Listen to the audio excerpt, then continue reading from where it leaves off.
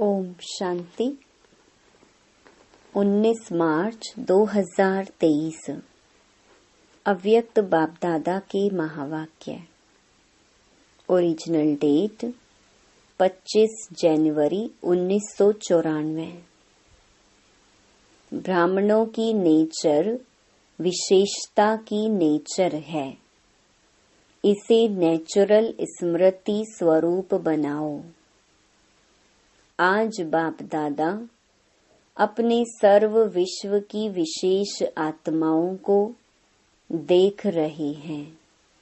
Drama अनुसार आप आत्माओं का कितना विशेष पार्ट नोंधा हुआ है। आज बाप दादा हरेक बच्चे की विशेषताओं को देख हर्षित हो रहे हैं। हरेक बच्चे को देख वह बच्चे यह स्नेह का गीत दिल में बज रहा था। साथ साथ यह भी देख रहे थे कि बच्चों के दिल से ये वाह का गीत सदा निकलता है। हर कर्म में, हर कदम में, हर संकल्प में ये श्रेष्ठ अनुभव होता है।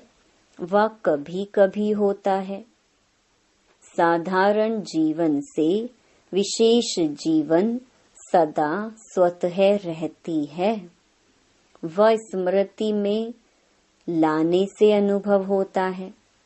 जब जीवन है तो जीवन का अर्थ ही है सदा और स्वतः रहे। स्मृति में लाया तो अनुभव किया और स्मृति में नहीं लाया तो विशेषता के बजाय साधारण जीवन अनुभव हो। यह आप विशेष आत्माओं की विशेषता नहीं है। ब्राह्मण जन्म ही विशेष जन्म है। जिसका जन्म ही विशेष है उसका जीवन क्या होगा? विशेष होगा या साधारण?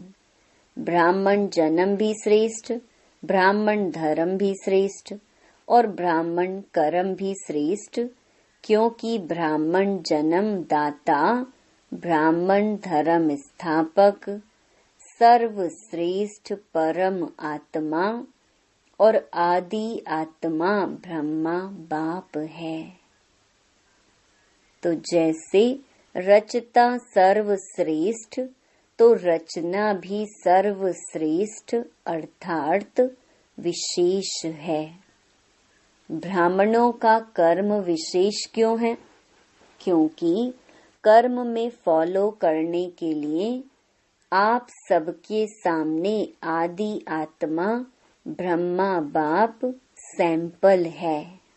कर्म में फॉलो साकार ब्रह्मा बाप को करते हो, इसलिए भाग्य विधाता अर्थात कर्म द्वारा भाग्य की रेखा श्रेष्ठ बनाने वाला ब्रह्मा गाया हुआ है। भाग्य की रेखा का कलम कर्म है, तो श्रेष्ठ कर्म का सहज सिंबल ब्रह्मा बाप है।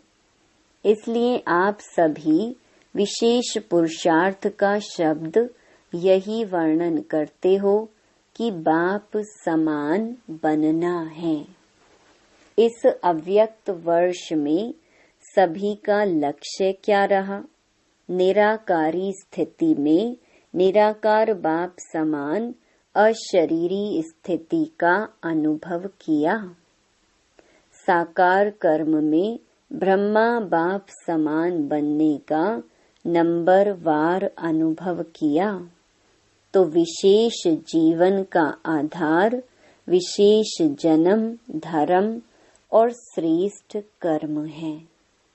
जैसे लौकिक जीवन में भी अगर किसी आत्मा का जन्म विशेष राज परिवार में हो, राजकुमार हो व राजकुमारी हो, तो यह विशेषता जन्म की होने के कारण हर समय सदा और स्वतः रहती है।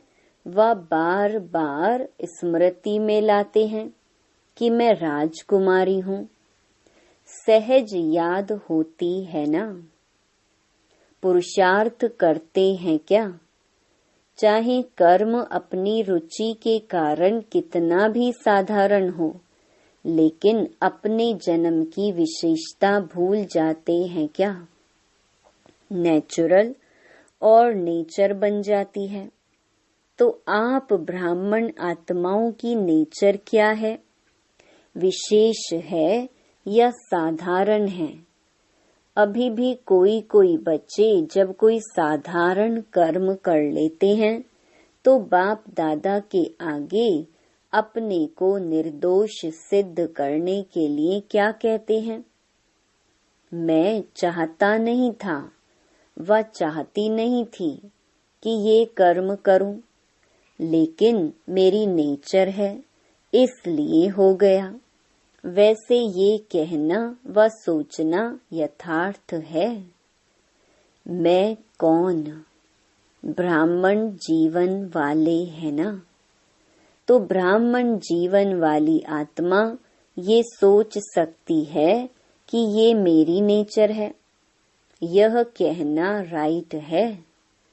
तो उस समय क्यों बोलते हैं, उस समय ब्राह्मण नहीं बोलता, माया बोलती है। तो जैसे ये साधारण नेचर व मायावी नेचर नेचुरल काम कर लेती है ना, इसलिए कहते हैं चाहते नहीं थे लेकिन हो गया। तो ब्राह्मण नेचर अर्थात विशेषता की नेचर भी नेचुरल होनी चाहिए। नेचुरल चीज सदा रह सकती है, तो विशेष जीवन की स्मृति नेचर के रूप में नेचुरल होनी चाहिए व कभी भूलना कभी याद होना। तो सदा स्मृति स्वरूप में रहो, स्मृति लाने वाले नहीं, स्मृति स्वरूप। इसीलिए बाप दादा देख रहे थे अव्यक्त वर्ष समय प्रमाण समाप्त हुआ, लेकिन बाप दादा समान स्वयं को संपन्न बनाया। इस अव्यक्त वर्ष का विशेष लक्ष्य रखा कि अव्यक्त अर्थात फरिश्ता स्वरूप बनना और बनाना है। सभी ने यही लक्ष्य रखा था ना। फिर रिजल्ट क्या निकली, अपने आप को चेक किया। फरिश्ता भव का वरदान भी वरदाता से मिला, तो वरदान और लक्ष्य दोनों की स्मृति से कहाँ तक सफलता अनुभव की है, ये सूक्ष्म चेकिंग स्वयं की। वह ये सोचा कि अव्यक्त वर्ष पूरा हुआ, यथाशक्ति जितना भी अनुभव किया उतना ही ड्रामा अनुसार ठीक रहा। वर्ष परिवर्तन के साथ साथ स्व परिवर्तन की गति क्या रही, इस विधि से चेक किया। जैसे वर्ष समाप्त हुआ, वैसे स्वयं लक्ष्य और लक्षण में संपन्न बने व ये सोचते हो कि इस वर्ष में और बन जाएंगे।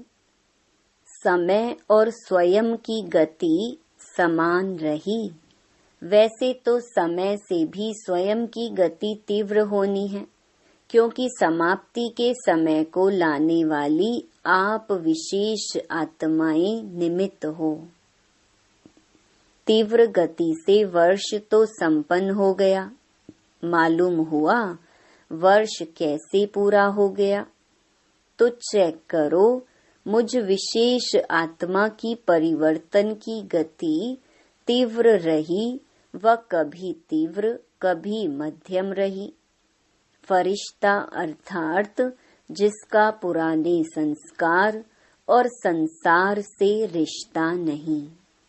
तो चेक करो, पुराने संसार की कोई भी आकर्षण, चाहे संबंध रूप में, चाहे अपने देह की तरफ आकर्षण व किसी देहधारी व्यक्ति के तरफ आकर्षण, कोई वस्तु की तरफ आकर्षण कितने % में रही, ऐसे ही पुराने संस्कार की आकर्षण चाहे संकल्प रूप में, वृत्ति के रूप में, वाणी के रूप में, संबंध संपर्क अर्थात कर्म के रूप में कितनी % रही।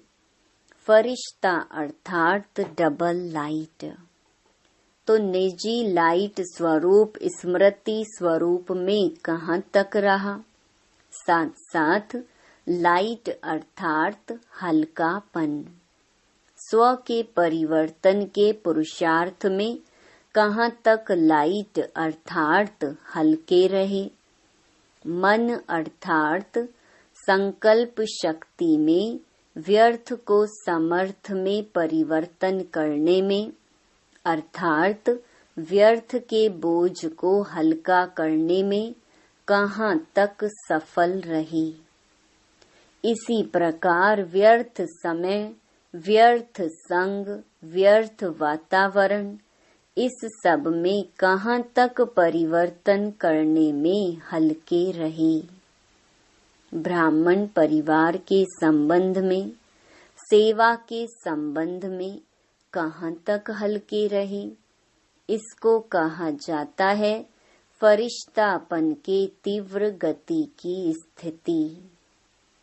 इस विधि से चेक करो और भविष्य के लिए चेंज अर्थात परिवर्तन करो।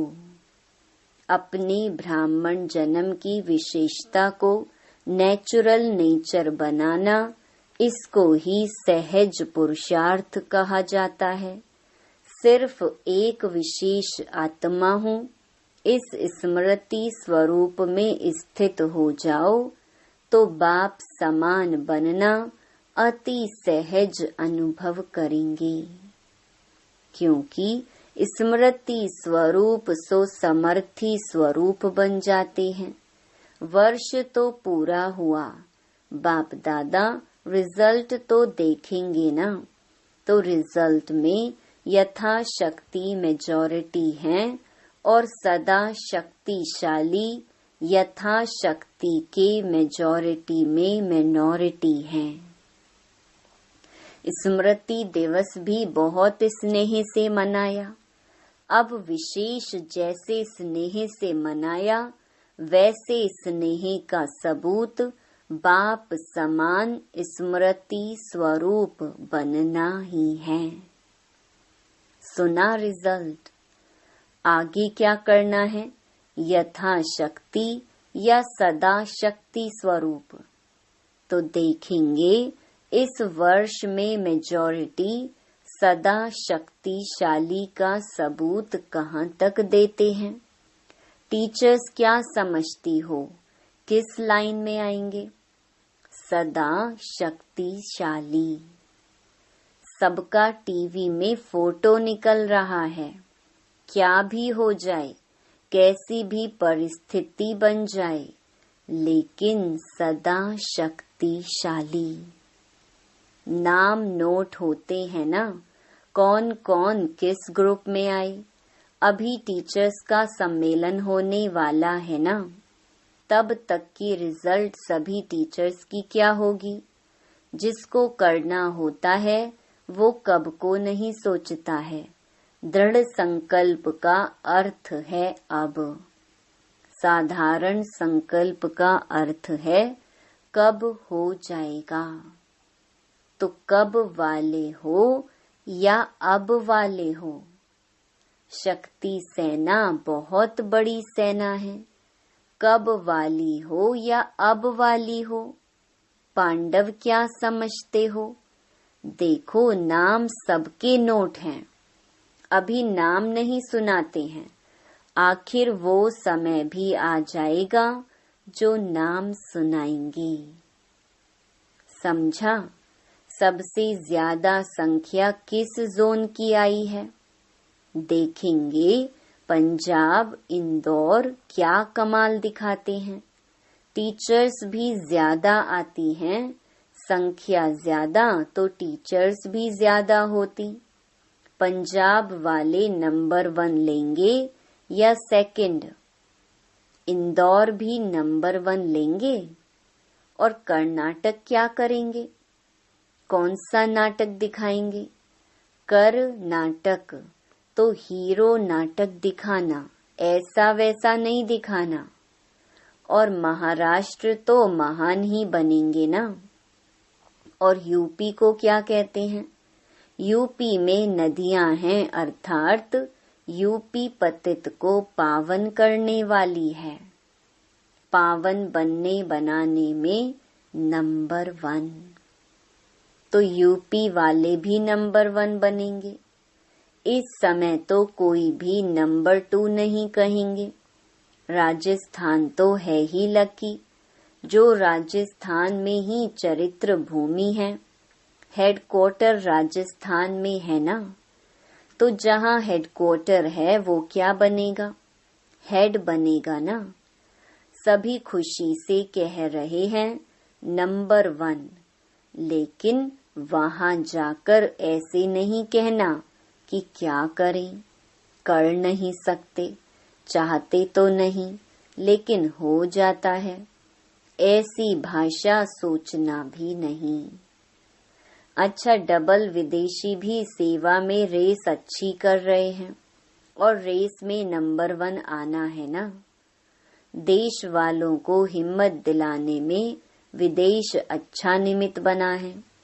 इस हिम्मत दिलाने के कारण एक्स्ट्रा मदद भी मिलती है, समझा? इसी को स्मृति में रख सहज बढ़ते चलो और बढ़ाते चलो।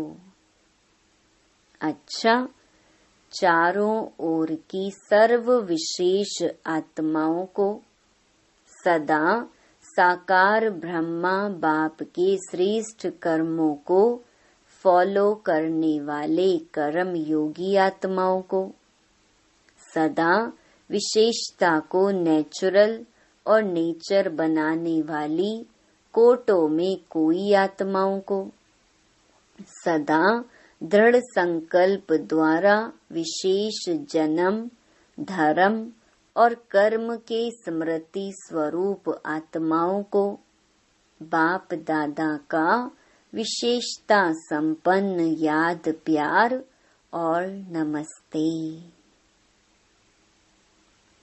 दादियों से मुलाकात। आप ब्राह्मण जितने संपन्न बनते जाएंगे, उतना भविष्य में प्रकृति भी प्रगति को प्राप्त करेगी, क्योंकि प्रकृति समय प्रति समय अपना सिग्नल दिखा रही है। तो जितनी प्रकृति की हलचल, उतनी अचल स्थिति प्रकृति को परिवर्तन करेगी। कितनी आत्माएं समय प्रति समय दुख की लहर में आती हैं, तो ऐसे दुखी आत्माओं का सहारा तो बाप और आप ही हो, तो रहम पड़ता है ना। जब समाचार सुनते हो तो क्या दिल में आता है? Nothing new. अपनी अचल स्थिति के लिए तो ठीक है, लेकिन प्रकृति की हलचल से जब आत्माएं चिल्लाती हैं, तो किसको चिल्लाती हैं? तो जब मर्सी रहम मांगते हैं, तो आप लोगों को उनके रहम की पुकार पहुंचती तो है ना। ये छोटी छोटी आपदाएं और तड़फाती हैं। ब्राह्मण संपन्न हो जाओ तो दुख की दुनिया संपन्न हो जाए, तो रहम पड़ता है या नहीं? रहम पड़ता है तो फिर क्या करते हो? फिर भी ईश्वरीय परिवार के है ना। तो परिवार का कोई भी दुख सुख में परिवर्तन करने का संकल्प तो आता है ना। कोई परिवार में बीमार भी हो तो क्या संकल्प होता है? जल्दी ठीक हो जाए। तो चिल्लाते चिल्लाते मरना और एक धक से परिवर्तन होना फर्क तो है ना। महाविनाश और रिहर्सल का विनाश फर्क है। महाविनाश अर्थात महापरिवर्तन, उसके निमित्त आप हो। संपन्न बनेंगे तो समाप्ति होगी। तो जो परेशान है वो तो समझते हैं कि प्रत्यक्षता का पर्दा खुल जाए, लेकिन स्टेज पर आने वाले हीरो एक्टर संपन्न तैयार होने चाहिए ना। तब तो पर्दा खुलेगा कि आधे में खुल जाएगा। परिवर्तन की शुभ भावना को तीव्र करना अर्थात अपने को तीव्र गति से संपन्न बनाना। आप भी कभी कैसे होते हो, तो प्रकृति भी कभी बहुत तीव्र गति से कार्य करती, कभी ठंडी हो जाती। तो अभी क्या करना है?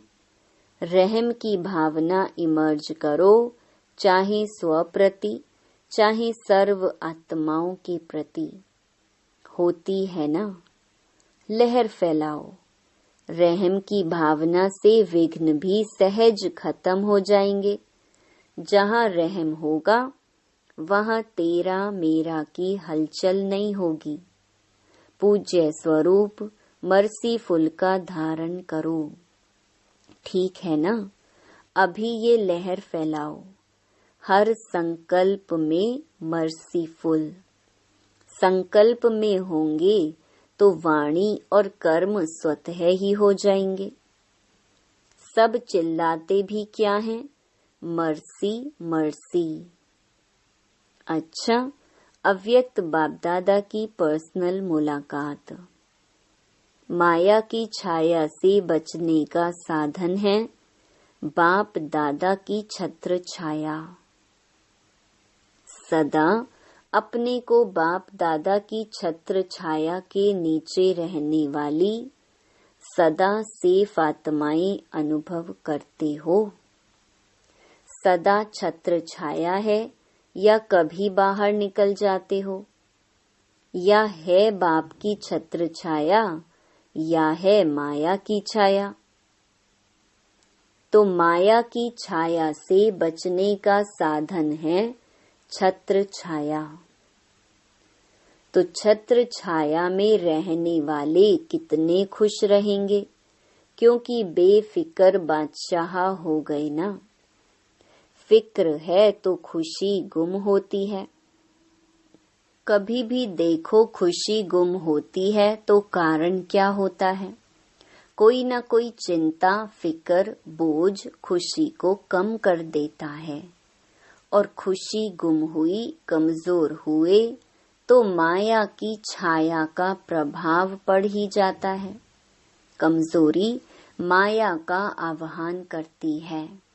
जैसे शारीरिक कमजोरी बीमारियों का आह्वान करती है, तो आत्मिक कमजोरी माया का आह्वान करती है।